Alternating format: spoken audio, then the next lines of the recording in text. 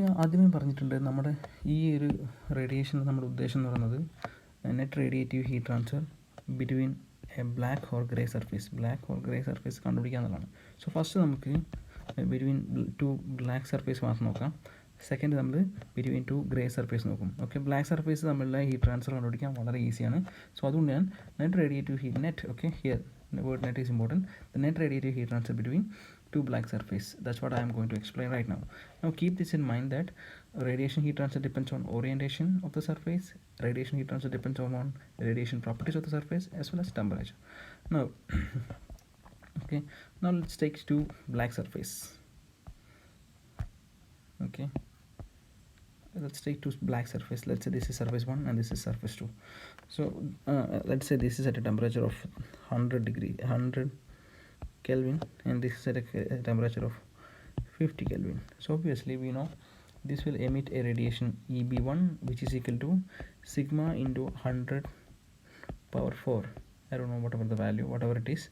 This will be the emission from surface 1. Okay, the surface 2 will also emit radiation which is equal to QB is equal to sigma into 50 power 4. This will be the emission from surface 2.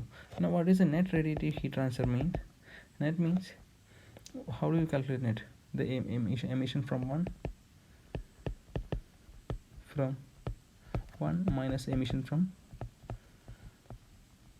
2. That means either 1 എത്ര emit ചെയ്തു minus 2 എത്ര emit ചെയ്തു. So this will be equal to sigma into 100 power 4 minus sigma into 50 power 4. This will be the net radiative heat transfer, that what we think, but this is wrong.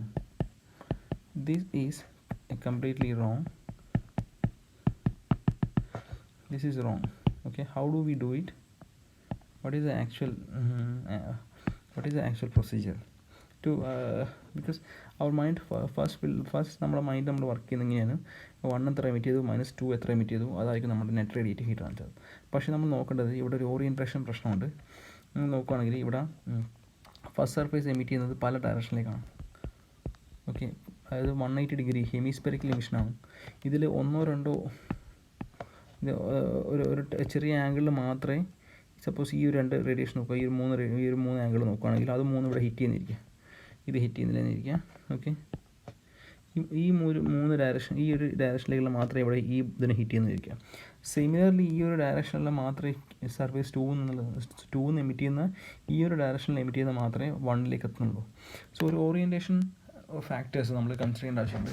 അതായത് 1 എത്ര emit ചെയ്തു അത് completely 2 എത്തുക. അതായത് 1 ഇപ്പോൾ എത്ര emit ചെയ്തു, sigma into 100 power 4 emit ചെയ്തിട്ടുണ്ട്.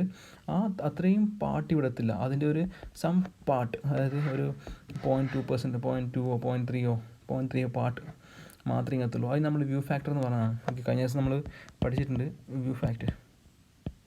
ദാറ്റ് ഈസ് F12 എന്നൊക്കെ നമ്മൾ എഴുതിയാണ്. F12 എന്ന് പറഞ്ഞാൽ the emission from 1 that reaches 2. Okay, so similarly നമ്മളൊരു F12 കൊണ്ട് മൾട്ടിപ്ലൈ ചെയ്യേണ്ട ആവശ്യമുണ്ട്. അല്ലെങ്കിൽ എന്ത് ചെയ്യില്ല, നമുക്ക് എത്ര ഈ 1 എമിറ്റ് ചെയ്തിട്ട് 2 എത്ര എത്തി എന്ന് നമുക്ക് കണ്ടുപിടിക്കാൻ പറ്റില്ല.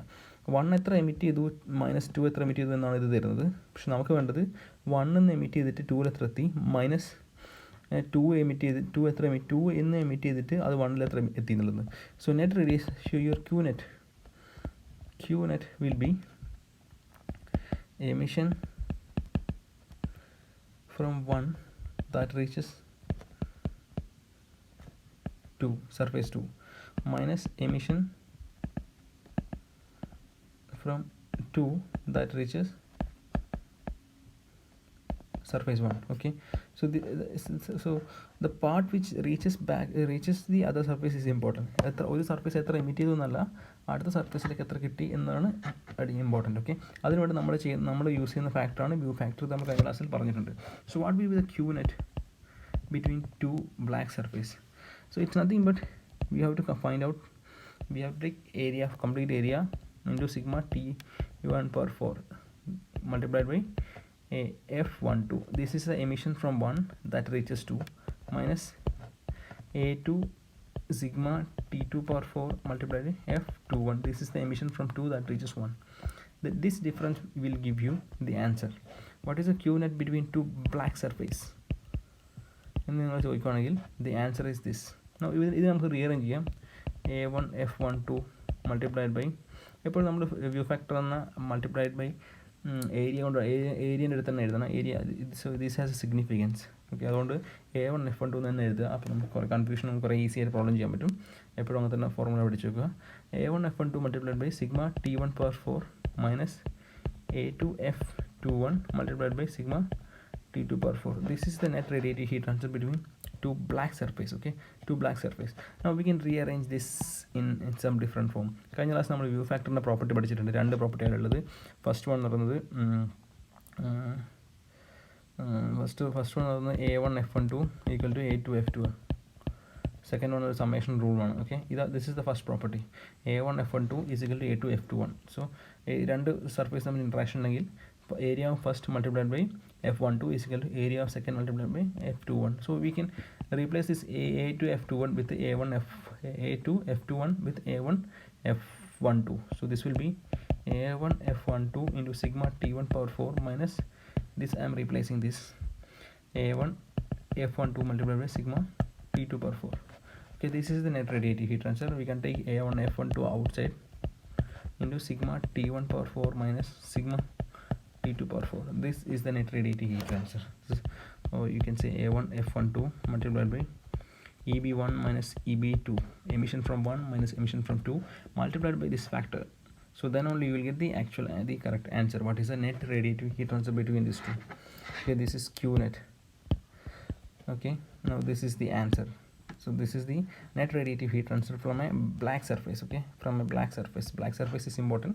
In case of gray surface, the scenario is entirely different.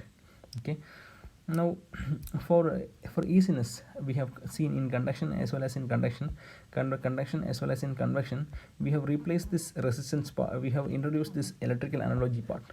This in electrical analogy, we have taken the what is the conduction. In conduction, what is the electrical resistance equivalent, like that. So we have നമ്മൾ എന്തിനാണ് എടുക്കുന്നത് എന്ന് വെച്ച് കഴിഞ്ഞാൽ നമുക്ക് series connection ആക്കിയിട്ടും parallel connection ആക്കിയിട്ടും പെട്ടെന്ന് തന്നെ നമുക്ക് പ്രോബ്ലം ചെയ്യാൻ പറ്റും. അല്ലെങ്കിൽ ഈ ഒരു കോംപ്ലക്സ് റേഡിയേഷൻ പ്രോബ്ലത്തിന് നമുക്ക് അല്ലെങ്കിൽ കണ്ടക്ഷൻ പ്രോബ്ലത്തിന് നമുക്ക് വളരെ സിമ്പിളായിട്ടുള്ള ഇലക്ട്രിക്കൽ അനലോഗസ് ആയിട്ട് ഇക്വേറ്റ് ചെയ്തിട്ട് നമുക്ക് പെട്ടെന്ന് തന്നെ ന്യൂമറിക്കൽസ് ചെയ്യാൻ പറ്റും. സിമിലർലി നമുക്കിവിടെ ഇവിടെയും ഇലക്ട്രിക്കൽ അനലോഗസ് ചെയ്യാൻ പറ്റും. Okay, heat law, it is analogous to the current flow actually. Here you see the current, the net flux, net radiative heat transfer q1 to 2. This is the current, and you have the potential difference, that is the emission from difference in emission from these two. So you have this q1 to 2. Let's say q1 to net q12 is equal to difference delta v by r. We can write it like this: delta potential difference divided by resistance. Okay, now how do we write? See q1 to 2, this is the potential this is the current. You can say the potential difference is this one, eb1 minus eb2. So what is the resistance then? From here, this picture you see this one is remaining. Now we can take this one at the bottom, denominator like that. It will change 1 by a1 f12 എന്നാവും. So ഇതിനെ മേലേക്ക് എടുത്ത് ന്യൂമറിലേക്ക് എടുക്കുമ്പോൾ a1 f12 എന്നാവും. ഡിനോമിനേറ്ററിലാകുമ്പോൾ 1 by a1 f12 ആവും. So this is the resistance part. So this resistance is called space resistance. കാരണം ഇത് orientation ഡിഫറൻസും ഉണ്ട്. ഒരു ഓറിയൻറ്റേഷൻ, അത് ഡിഫറെൻറ്റ് ഓറിയൻറ്റേഷനിലേക്ക് വരുമ്പോൾ നമുക്കുണ്ടാകുന്ന resistance ആയിട്ട് നമുക്ക് ഇതിനെ കണക്കാക്കാം. 1 by a1 f12, where f is the view factor. f12 means view factor 1 to 2. Okay, clear? Already നമുക്ക് വ്യൂ ഫാക്ടർ എന്താണെന്ന് അറിയാമെന്നിരിക്കുന്നത്. So this is the space resistance. ഇതെന്താണെന്ന് വെച്ച് കഴിഞ്ഞാൽ orientation, space resistance means orientation difference കൊണ്ട്, ഓറിയൻറ്റേഷനിൽ ഉണ്ടാകുന്ന changes കൊണ്ട് മാത്രം നമുക്ക് ഇൻകോർപ്പറേറ്റ് ചെയ്യുന്ന ഒരു സാധനമാണ് ഒരു മോഡ് മാത്രമാണ് സ്പേസ് റെസിസ്റ്റൻസ് എന്ന് പറയുന്നത്. അതിന് സർഫേസുമായിട്ട് എമിസിവിറ്റിയായിട്ടോ സർഫേസ് പ്രോപ്പർട്ടീസുമായിട്ടോ യാതൊരു ടെമ്പറേച്ചറായിട്ടോ യാതൊരു ബന്ധവുമില്ല. Okay, it is purely depends on how the surfaces are oriented. So the value of space resistance is R space is equal to 1 by a1 f12 or 1 by a1 f12 or a2 f21. So things like that. Okay, now here I am replacing that q part by this. So how I'll get is U1 to 2 is EB1 minus EB2 divided by 1 by A1 F1 2. ഈ ഒരു same logic ഉപയോഗിച്ച് നിങ്ങൾക്ക് ഏത് പ്രോബ്ലമാണ് ചെയ്യാൻ പറ്റും. Okay, അടുത്ത വീഡിയോയിൽ നമുക്ക് net radiative heat transfer between 2 grey surface നോക്കാം. നമുക്ക് പഠിക്കാനുള്ള എല്ലാ സർഫേസും ജനറൽ സർഫേസ്, അതായത് റിയൽ സർഫേസിന് ക്ലോസർ അപ്രോക്സിമേഷൻ ആയിട്ട് നമ്മൾ എടുക്കുന്നതാണ് ഗ്രേ സർഫേസ്. സോ നിങ്ങൾക്ക് യൂണിവേഴ്സിറ്റി പ്രോബ്ലം ആയിക്കോട്ടെ എല്ലാ പ്രോബ്ലവും വരുന്നത് ഗ്രേ സർഫേസ് ആണ്. ജസ്റ്റ് ഞാനൊരു ബ്ലാക്ക് സർഫേസ് ജസ്റ്റ് ബേസിക് ആയിട്ടുള്ള സാധനമാണ് ബ്ലാക്ക് സർഫേസ് എന്ന് പറഞ്ഞിട്ടേ ഉള്ളൂ. ബ്ലാക്ക് സർഫേസ് ആകുമ്പോൾ ഈ ഓറിയൻറ്റേഷൻ ഡിഫറൻസ് കൊണ്ട് മാത്രമേ നമുക്കൊരു ഹീറ്റ് ട്രാൻസ്ഫറിൽ വ്യത്യാസം ഉണ്ടാവുള്ളൂ. ഈ റേഡിയേഷൻ പ്രോപ്പർട്ടീസ് ഓഫ് സർഫേസ് അതിൽ ഒരു എഫക്റ്റ് ഉണ്ടാവില്ല. അതായത് ബ്ലാക്ക് ബോഡിൻ്റെ എമിഷൻ സർഫേസ് പ്രോപ്പർട്ടി, അതായത് ബ്ലാക്ക് ബോഡിൻ്റെ എമിസിവിറ്റി എപ്പോഴും 1 ആയതുകൊണ്ട് തന്നെ ആ ഒരു സർഫേസിലുള്ള ചേഞ്ചസ് കൊണ്ട് ഇവിടെ നമുക്കൊരു റെസിസ്റ്റൻസ് ഒന്നും ഉണ്ടാകുന്നില്ല. എന്നാൽ ഗ്രേ സർഫേസിൻ്റെ കേസിൽ നമ്മളിപ്പം കണ്ട സ്പേസ് റെസിസ്റ്റൻസ് മാത്രമല്ല 2 സർഫേസ് റെസിസ്റ്റൻസും കൂടി ഇൻക്ലൂഡ് ചെയ്യും. അത് നമ്മൾ അടുത്ത വീഡിയോയിൽ കാണാം.